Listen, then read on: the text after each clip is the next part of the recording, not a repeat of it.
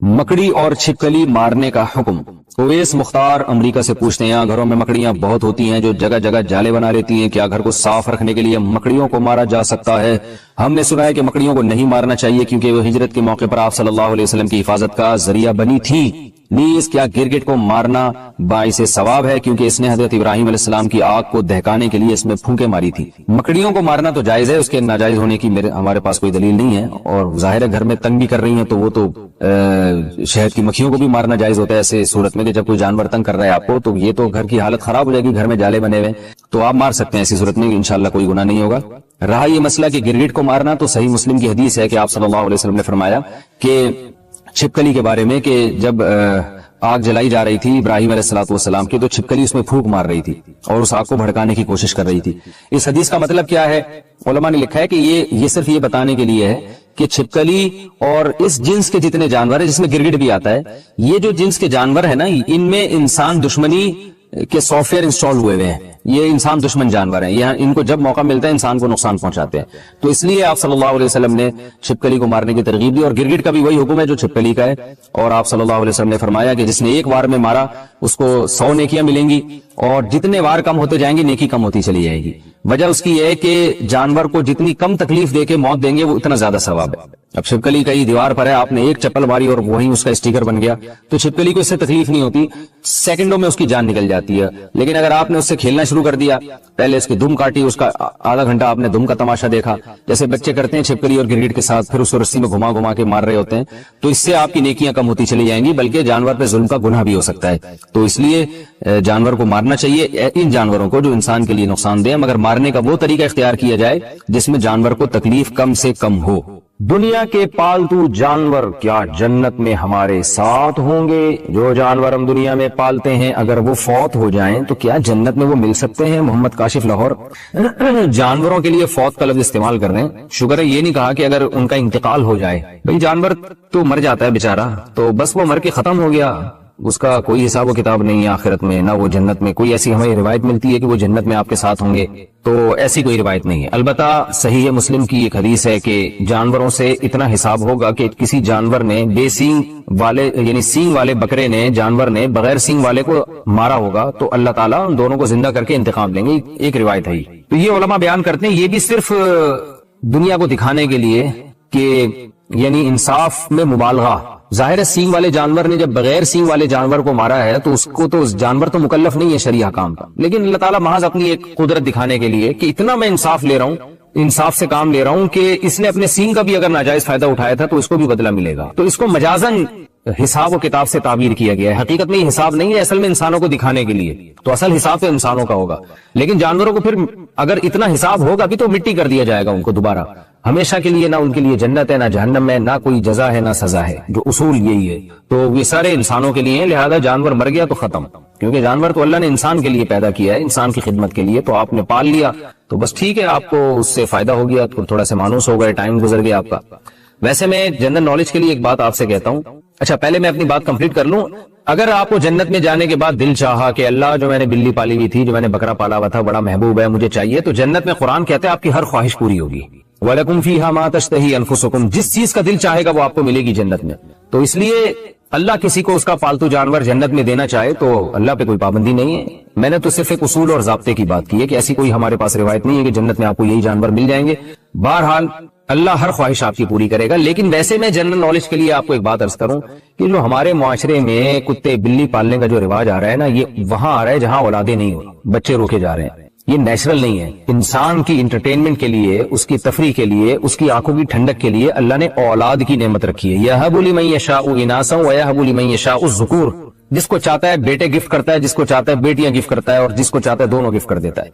तो बच्चे क्यों नहीं पालते आप लोग? मैं हैरान इस पर होता हूँ। मैं कहता हूँ जिस घर में छोटा बच्चा है ना, इतनी तफरी है उस घर में, इतनी एंटरटेनमेंट का सामान मौजूद है कि उसको कुत्ते बिल्ली पालने की जरूरत ही नहीं होगी। और मैं थोड़ा सा खुली डुली जबान भी इस्तेमाल करता हूँ, यानी आपके यहाँ जो है ना हर 1-2 साल के बाद कोई लेटेस्ट वर्जन होना चाहिए बच्चों का, वो नया पीस आना चाहिए मार्केट में। वो छोटा बच्चे की तफरी अलग ही होती है। जो बड़े हो जाते हैं ना, وہ الگ ٹائپ کی یعنی آنکھوں کی ٹھنڈک بنتے ہیں. چھوٹا بچہ جو انٹرٹینمنٹ دیتا ہے نا وہ بڑا نہیں دے سکتا.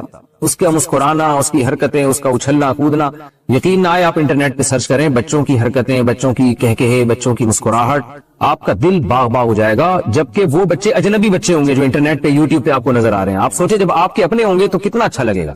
تو ہو کیا رہا ہے کہ بچے پیدا نہیں ہوتے ہیں تو ایک آدھ ہوتا ہے، وہ بڑا ہو جاتا ہے، پھر گھر میں سب بور ہو رہے ہیں. تو بچے کی گھر میں موجودگی یہ بہت ضروری ہے، پیرنٹس کے لیے بہت ضروری ہے. یہ والدین کے لیے، ماں کے لیے، باپ کے لیے، دونوں کی صحت کے لیے بچے کا ہونا ضروری ہے. لوگ اکثر کہتے ہیں والدین بچوں کو پالتے ہیں. میں کہتا ہوں بچے جتنا والدین کو پالتے ہیں نا، والدین اتنا بچوں کو نہیں پالتے. بچہ خود ماں باپ کو پالتا ہے. یعنی پالنے کا مطلب ان کی ذہنی تفریح کا ذریعہ بنتا ہے. ماہر نفسیات کہتے ہیں دماغی درجنوں بیماریوں کا علاج چھوٹا بچہ ہے. اتنی خوشیاں دیتا ہے چھوٹا بچہ. اور ہمارے ہاں آپ دیکھو کہ خام ایک غیر مسلموں سے آئی ایک چیز جو نیچر سے ہٹ کر زندگی گزار رہے ہیں، وہ ہمیں بھی نیچر سے ہٹا رہے ہیں. تو گھروں میں رونقیں ختم ہو گئی، ہزار گز کے بنگلے ہیں، اور دیواروں کو دیکھ دیکھ کے جناب وہ میاں بیوی جو ہے نا دیوانے دیکھ دیکھ کے خوش ہو رہے ہوتے ہیں. میں کہتا ہوں وہ چھوٹا گھر جو بچوں سے بھرا ہوا ہو اس میں زیادہ خوشیاں ہیں ان ہزار گز کے بنگلوں سے جس میں 2-3 افراد رہتے ہوں. میرے تو ٹریولنگ بہت ہوتی ہے، میں ہر گھر میں جاتا ہوں، یعنی ہر طرح کے لوگوں میں ملتا ہوں، ہر طرح کے گھروں میں جانا ہوتا ہے. میں دیکھتا ہوں کہ جو غریب لوگ ہیں جن کی اولادیں ہیں اور وہ زیادہ خوش ہوتے ہیں ذہنی طور پر.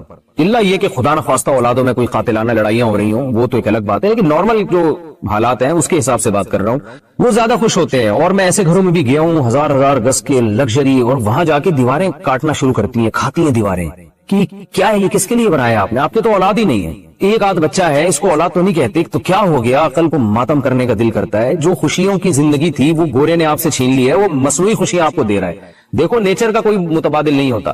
آج بھی لوگ چشموں کا پانی اور گرینری اور درخت اور اس ٹائپ کی چیزوں میں لوگ زیادہ سکون محسوس کرتے ہیں. اگر بنگلے بناتے بھی ہیں تو اس میں کوشش کرتے ہیں پھول لگانے کی، گارڈن بنانے کی، اس لیے کہ جو اطمینان جو نیچر میں جو انسان کو روحانی سکون ملتا ہے وہ نیچر سے ہٹ کے نہیں ملتا. تو آپ پالیں، کتے پالنا تو جائز نہیں ہے ضرورت کے بغیر. آپ باقی جانور پالیں، لیکن پہلے آپ اپنے بچوں کو پالیں. بچوں کو آپ پالیں گے تو انشاءاللہ پھر یہ ضرورت نہیں رہے گی آپ کو ان چیزوں کی. پھر بھی اگر پالنا ہے تو میں کہتا ہوں پھر بکریاں پالیں، گائے پالیں، بھینس پالیں. اس کا فائدہ بھی تو حلال جانور پالیں نا. بلی کا کیا فائدہ ہوگا آپ کو؟ بلی تھوڑا سا انسیت کرے گی آپ سے، ٹھیک ہے جائز ہے بلی پالنا بھی، تھوڑی سی مانوس ہو جائے گی، لیکن اس کا قوم کو بھی کوئی فائدہ نہیں ہے، آپ کو بھی کوئی فائدہ نہیں. اس کے بالوں میں بیماریاں بھی ہوتی ہیں، تو قوم کو بھی فائدہ نہیں. قوم کو بھی فائدہ ہے حلال جانور پالنے میں. بکریاں، بھیڑ، گائے، بھینسیں یہ پالیں گے، دودھ فائدہ ہوگا، آرگینک دودھ ملے گا آپ کو، آرگینک گوشت ملے گا آپ کو. دیسی مرغیاں پالیں گے، آرگینک انڈا ملے گا آپ کو. انڈے مارکیٹ سے شارٹ ہوتے جا رہے ہیں آرگینک انڈے، اور جو آرگینک کے نام پہ مارکیٹ میں بک رہے ہیں ان کا بھی کوئی بھروسہ نہیں ہوتا کہ دیسی ہیں بھی کہ نہیں ہے. تو پتہ نہیں کیا ہو گیا لوگوں کو، ہم سمجھ میں نہیں آ رہا. پولیس کے ذریعے بھی کوشش کر لی ہے سمجھانے کی، پولیس والوں کی سمجھ میں نہیں آ رہا، تو کیسے آپ کی سمجھ میں آئے گا؟ تو جانور پالیں، مگر وہ جانور جو فائدہ مند ہے. پیغمبروں نے بکریاں چرائی ہیں تو ہم بھی گوروں کو دیکھ دیکھ کے کتے پال لیں. کتا ضرورت کی چیز ہے. اگر آپ کو گھر میں حفاظت کے لیے کتا رکھنا ہے تو آپ 10 دفعہ رکھیں. جب حفاظت نہیں ہے، کیا بلی کا جھوٹا کھا پی سکتے ہیں؟ بلی پالنا کیسا ہے؟ کیا بلی کا جھوٹا حلال ہے؟ اگر بلی نے گوشت یا دودھ میں منہ مار دیا تو اس کے استعمال کا کیا حکم ہے؟ موسیٰ جان ریاض سے حدیث میں آتا ہے نبی صلی اللہ علیہ وسلم نے بلی کا جھوٹے کو پاک قرار دیا ہے، اور اس کی وجہ یہ بیان کی فَإِنَّهَا مِنَ الطَّوَّافِينَ عَلَيْكُمْ، یہ تم پر بار بار چکر لگاتی ہے. یعنی گھریلو جانور، اس سے بچنا بہت ممکن ہے. تو اس لیے فقہاء نے لکھا ہے کہ بلی کا جھوٹا پاک ہے، لیکن مکروہ بہرحال ہے. مکروہ اس لیے کہ درندوں کے جھوٹے ناپاک ہوتے ہیں، حرام جانوروں کا جھوٹا ناپاک ہوتا ہے. تو بلی بھی بہرحال ایک درندہ ہے. تو نبی نے جو گنجائش دی اس کی وجہ بتا دی کہ اس سے بچنا ممکن نہیں ہے، بہت مشکل ہے اس سے بچنا. بار بار گھروں میں آتی ہے، منہ لگا دیتی ہے کھانے پینے کی چیزوں کو. تو اس سے پتہ چلتا ہے کہ ضرورت کی وجہ سے اس کی اجازت دی گئی ہے. تو ضرورت کی وجہ سے جس چیز کی اجازت دی جائے تو اس میں یہی ہوتا ہے کہ احتیاط بہتر ہے. تو اگر بلی نے گوشت میں منہ مار دیا، پانی میں منہ مار دیا تو استعمال کر سکتے ہیں، لیکن اگر کوئی احتیاط پر عمل کرے تو بھی ٹھیک ہے، تو زیادہ اچھا ہے. تو اب ایسا نہ ہو جائے کہ بلیوں کو اتنا لفٹ کرائیں جیسے انگریزوں نے کتوں کو لفٹ کرایا ہوا ہے، کہ وہ اس کا جھوٹا باقاعدہ پراپر کھاتے ہیں، پیتے ہیں، اس کے زبان لگاتے ہیں اس کو، اس کی زبان، کتا ان کے منہ میں زبان لگا رہا ہوتا ہے، اوٹ پٹانگ حرکتیں کر رہے ہوتے ہیں. اللہ تعالیٰ ان کو ہدایت دے. تو کتے کا جھوٹا تو بالکل ہی ناپاک ہے. میرا مقصد بتانے کا یہ ہے کہ بلی کو پالیں آپ، لیکن اتنا لفٹ نہ کرائیں جتنا انگریزوں نے کتوں کو لفٹ کرایا ہوا ہے، کیونکہ ہے بہرحال درندہ. تھوڑا سا ریزرو رہیں اس سے، کھانے پینے کی چیزوں میں اس کو اپنے ساتھ شریک نہ کریں، فیملی ممبر نہ بنائیں آپ بلی کو. خواتین کے لیے نماز کا الگ کمرہ بنانا. میں گھر میں رہتا ہوں، میرا ارادہ ہے کہ گھر میں خواتین کے لیے الگ سے نماز کے لیے کمرہ چھوڑوں گا، کیا یہ صحیح ہوگا؟ مشتاق احمد، مکہ مکرمہ سے. صحیح نہیں ہوگا بلکہ سنت ہے، یہ صرف صحیح نہیں ہے. نبی صلی اللہ علیہ وسلم نے حکم دیا ہے کہ اپنے گھروں میں بھی ایک مسجد بنایا کرو. مسجد کا مطلب ایک نماز کا, عبادت کا کمرہ الگ کر دو.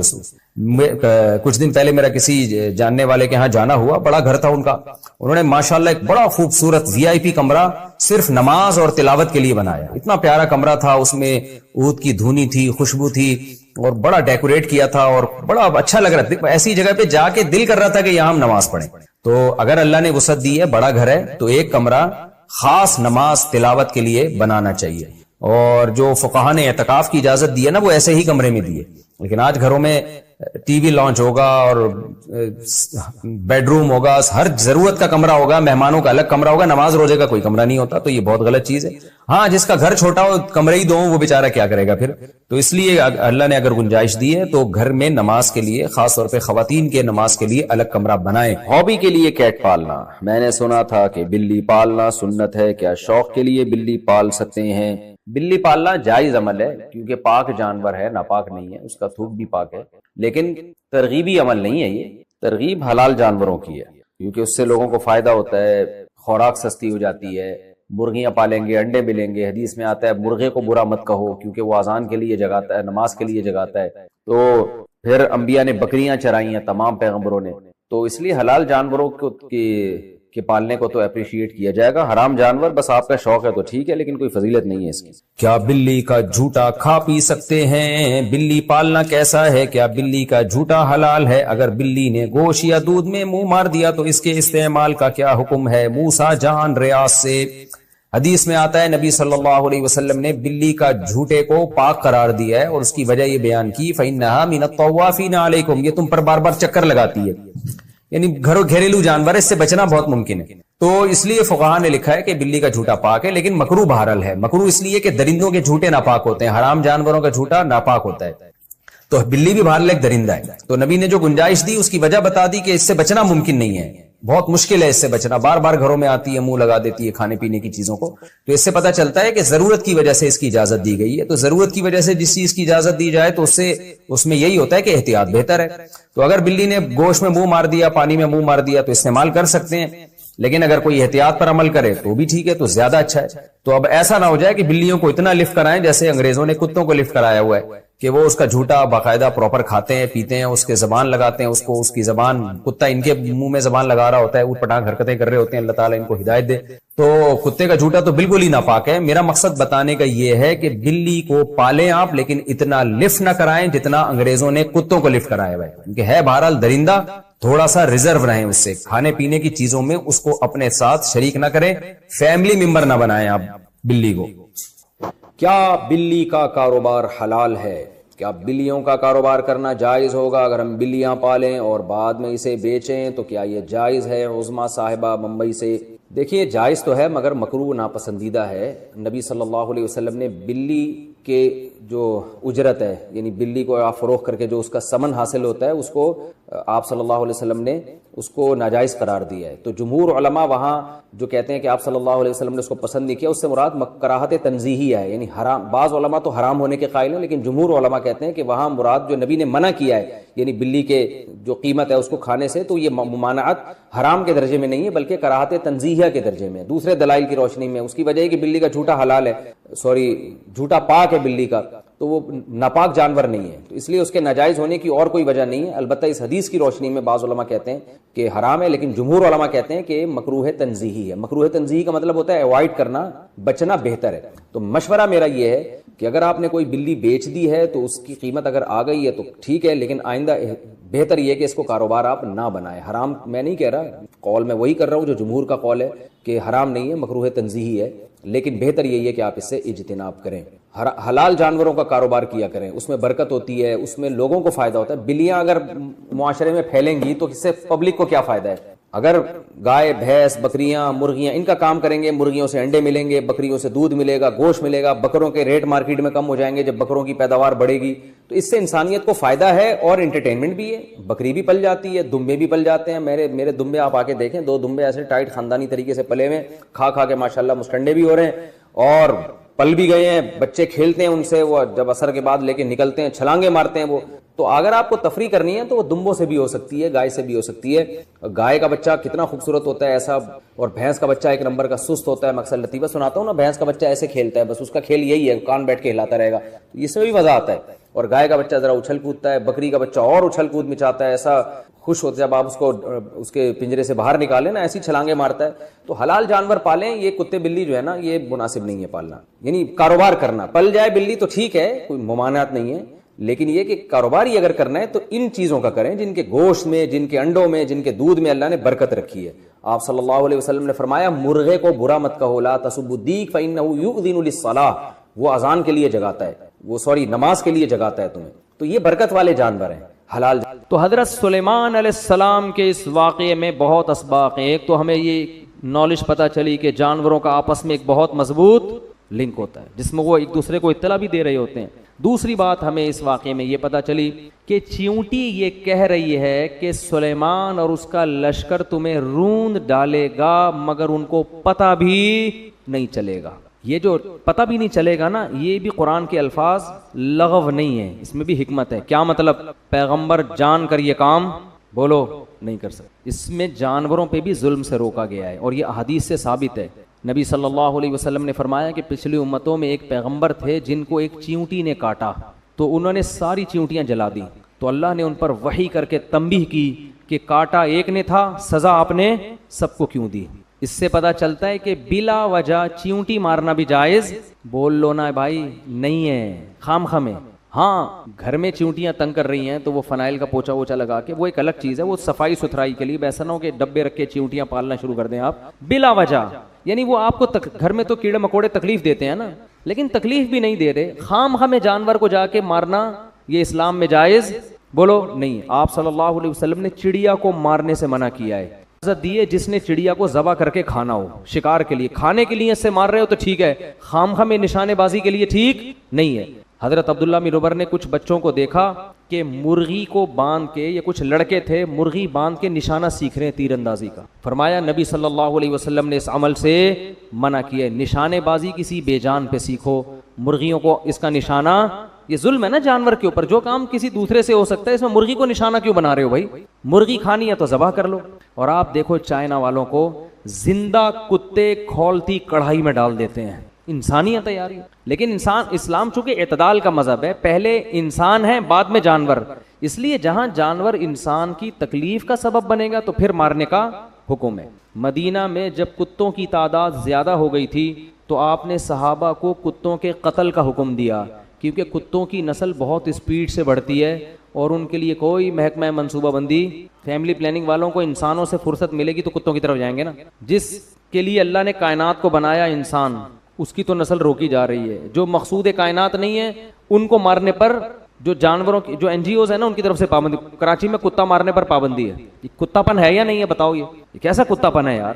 کتوں کی نسل کو کنٹرول کرنا یہ قرآن و سنت سے, یہ حدیث سے ثابت ہے. مدینہ میں کتے زیادہ ہو گئے تھے, آپ نے حکم دیا قتل کلاب کا, کتوں کو مارو, ایک نسل کو کم کرو ان کی. پھر صحابہ تو نبی کے حکم پہ حریص تھے, انہوں نے اتنے مارنا شروع کر دیے کہ دیہاتی باہر سے آتا اس کے بھی کتے کو مارتے ہو. تو آپ نے منع کیا, فرمایا ما لکم وللکلاب, تمہیں کیا ہو گیا کتوں کے بارے میں؟ اللہ کی مخلوق ہے, چھوڑ دو اپنے حال پہ. کیا مطلب کہ ہمیں کتے سے کوئی ذاتی دشمنی نہیں ہے کہ اس کی نسل ہی ختم کرنی ہے, اتنا کرنا ہے کہ انسانوں کو نقصان پہنچانا ختم کر دیں. جب کنٹرول میں آ گئے تو اب چھوڑ دو. تو یہ اعتدال ہے. بعض لوگوں کے ہاں جانوروں کے اتنے حقوق ہیں, NGOs بنی ہوئی ہیں, کتے لوگوں کو کاٹ رہے ہیں, بائکوں سے ٹکرا رہے ہیں, کراچی میں تو بہت ہو گئے ہیں, لیکن کہتے ہیں نا ان کتوں کو مت مارو. اور بعضوں کے ہاں ایسی زیادتی ہے کہ جلتے ہوئے زندہ کتے جلتی ہوئی کڑھائی میں ڈال کے کھا جاتے ہیں. وہ بہت سے دوستوں نے بتایا چائنا میں وہ کتا جب کڑھائی سے نکلتا ہے زندہ ہوتا ہے وہ, کیونکہ اسکن جب تک آپ کے اوپر ہے نا اور گلا نہیں کٹتا, آپ کسی کی موت آرام سے نہیں ہوتی, جلنے سے جلدی موت نہیں ہو جاتی انسان کی. تو وہ کس قدر جانور کے ساتھ ظلم ہے. مجھے تو وہ حدیث یاد آتی ہے کہ ایک عورت نے ایک بلی کو باندھ دیا اور کھلایا پلا رہے نہیں, تو اللہ نے اس کے ساری نیکیوں کو اس ظلم کی وجہ سے ضائع کر دیا. تو کس قدر ظلم ہے. آپ صلی اللہ علیہ وسلم نے فرمایا جانور کو جب ذبح کرو تو ذبح میں بھی اس کو آرام پہنچاؤ. چھری تیز ہونی چاہیے, ایسے دانے والی نہیں ہونی چاہیے کہ گھنٹے پہ کاٹ رہے ہیں اس کو. اور جو ہمارے ہاں پہلے جانور کو لٹاتے ہیں پھر جا کے چھری تیز کر رہے ہیں, بلکہ چھری منگوا رہے ہوتے ہیں, وہ پڑا ہوا ہے پھر کہتے ہیں یار ذرا چھری لے کر آ، تو یہ کام پہلے کر کے رکھ لیتے ہیں، اس کو کس بات کی تکلیف دے رہے ہو؟ نبی صلی اللہ علیہ وسلم نے فرمایا اللہ نے ہر چیز پر احسان فرض کیا. احسان کا مطلب ہر ایک کے ساتھ اچھا سلوک، جس میں جانور بھی داخل ہے. اب چھپکلی دیکھو، چھپکلی کے مارنے کا حکم ہے، پالنے کا حکم نہیں ہے، نقصان دہ جانور ہے. لیکن آپ صلی اللہ علیہ وسلم نے فرمایا، صحیح حدیث ہے، جس نے ایک وار میں چھپکلی ماری 100 نیکیاں. جتنے وار کم ہوں گے نیکیاں کم. کیوں؟ علماء اس میں حکمت بیان کرتے ہیں، جتنے زیادہ وار میں مارو گے جانور کو اتنی تکلیف ہوگی. لہذا ایک ہی دفعہ میں، ہم بچپن میں مارتے تھے بڑا مزہ آتا تھا، ایک ہی دفعہ میں چپل تبیز سے ماری، وہ اسٹیکر بن کے چپک گئی، اس کو پتہ ہی نہیں چلا، ایک جہان سے دوسرے جہان میں شفٹ. لیکن شرارتی بچے کیا کرتے تھے، گرگٹ کو پکڑ کے نا اس کے گلے میں رسی ڈال کے اس کو یوں یوں کر کے گھما رہے ہیں، وہ کھیل کود میں لگے ہوئے ہیں. یہ ظلم ہے بھائی، یہ ناجائز ہے. تو لڑکے کر رہے ہوتے تھے اس طریقے سے. ہمیں اس وقت بھی یہ عمل اچھا نہیں لگتا تھا کہ یار یہ تو زیادتی ہے، کسی جانور کو تکلیف دینا ہے. تو ویڈیو دیکھیں آپ انٹرنیٹ پر، زندہ مرغا کھولتی ہوئی پانی میں ڈال دیتے ہیں، زندہ مرغا، اور پھر وہ جب تڑپتا ہے اس کو نکالا تو اس کے پر اتار رہے ہیں کیونکہ پر نرم ہو جاتے ہیں. بھائی تھوڑی دیر کے لیے آپ اپنی انگلی کھولتے ہوئے پانی میں ڈال کے دیکھیں، آپ سے برداشت ہوتی ہے؟ آپ کیسے زندہ جانور آپ اس کے اندر پانی کے اندر ڈال رہے ہو بھائی، اور پھر اس کو نکال کے وہ بیچارہ تڑپ رہا ہے، اس کے بال ہٹا رہے ہیں. آپ کی تو انٹرٹینمنٹ ہے، آپ کی لذت اور مزے ہیں، اور اس جانور پہ کیا گزر رہی ہے وہ جانور ہی جانتا ہے. اسلام نے حکم دیا کہ اس کی کیا کرو، ذبح کر دو، اس کا بلڈ نکل جائے گا، گوشت سے خون بھی صاف، خون سے بھی گوشت پاک ہو جائے گا، اور جانور کو تکلیف بھی کم ہوگی. اس میں جانور تڑپتا بہت ہے مگر اتنی تکلیف نہیں ہوتی جتنی کھولتے ہوئے پانی میں ڈالنے میں ہوتی ہے جانور کو. تو یہ اسلام نے جانوروں کے بھی حقوق بیان کیے ہیں کہ اس طرح سے ان کے ساتھ معاملہ نہ کیا جائے. ایک اونٹ کو نبی نے دیکھا کہ لاغر، تو آپ نے فرمایا یہ اونٹ اپنے مالک کی شکایت کر رہا ہے کہ میرا مالک میرے کھانے کا خیال بولو نہیں کرتا. میں نے ایک دفعہ بکری کسی کے پاس امانت رکھوا دی، بہت پرانا قصہ ہے، ان کو نہیں پتہ چلے گا کس کی بات ہو رہی ہے. میں بکری لینے کے لیے گیا تو وہ بکری کے ایکس رے رپورٹ سامنے مجھے نظر آ رہی تھی. میں نے کہا اس کے تو گردے کی پتھری وتھری کا ٹیسٹ کرانے کی ضرورت ہی نہیں ہے، سب کچھ یہیں سے نظر آ رہا ہے. اس کا حال کیا کیا ہے آپ نے یار؟ کتنا کھانا کھلاتے تھے؟ کہتے صبح ایک ٹائم کھلاتا تھا بس، میں زیادہ کھانا صحت کے لیے نقصان دہ. اب 24 گھنٹے میں یار آپ خود ذرا ایک ٹائم کھا کے دیکھو. ہم صبح سحری کرتے ہیں پھر شام کو افطاری کر لیتے ہیں، 12-13 گھنٹے کا روزہ کیسا لگتا ہے؟ اور آپ 24 گھنٹے تک جانور کو، اور بکری تو سارا دن کھانے والی ہے. تو یہ بڑے بڑے ظلم ہو رہے ہیں، یہ بے زبان جانور ہیں. جس کے دل میں آخرت کا خوف نہیں ہے نا، اس سے بڑا ظالم دنیا میں کوئی نہیں ہے. اور جس کو یہ خوف ہے کہ میں نے اللہ کو جواب دینا ہے، تو ان جانوروں کے بارے میں بھی اس کو خوف ہوگا. میں تھائی لینڈ میں یا پتہ نہیں ملیشیا میں تھا، یہ سب چیزیں ہو رہی ہیں ہمارے معاشرے میں. وہاں میں نے ایک بندے کو مچھلی کا شکار کرتے ہوئے دیکھا، کہتے ہوئے بھی گھن آتی ہے، زندہ چھپکلی کانٹے میں لگائی ہوئی ہے. توبہ استغفر. تو چھپکلی سے ویسے ہی گھن بہت آتی ہے یار، زندہ چھپکلی، اور اس کو گھما کے پانی کے اندر ڈبوتا ہے، پھینکتا ہے، پھر وہ مچھلی آتی ہے تو کھینچتا ہے. میں نے کہا یار اس کو مار کے کر دو یہ کام. بول تو چھپکلیوں سے یہ کام لینا صحیح نہیں ہے، کچھ اور کر لے بھائی، تو گندا. چھپکلی کوئی ایسی چیز ہے کچھ اور لگا لے. کہتے نہیں یہ جب ہلتی ہے نا تو وہ تو ہلتی تو ہے، آپ کے 2 مچھلیاں آپ زیادہ پکڑ لو گے اس سے، لیکن تکلیف کتنی دے رہے ہو آپ جانور کو یار. اس کے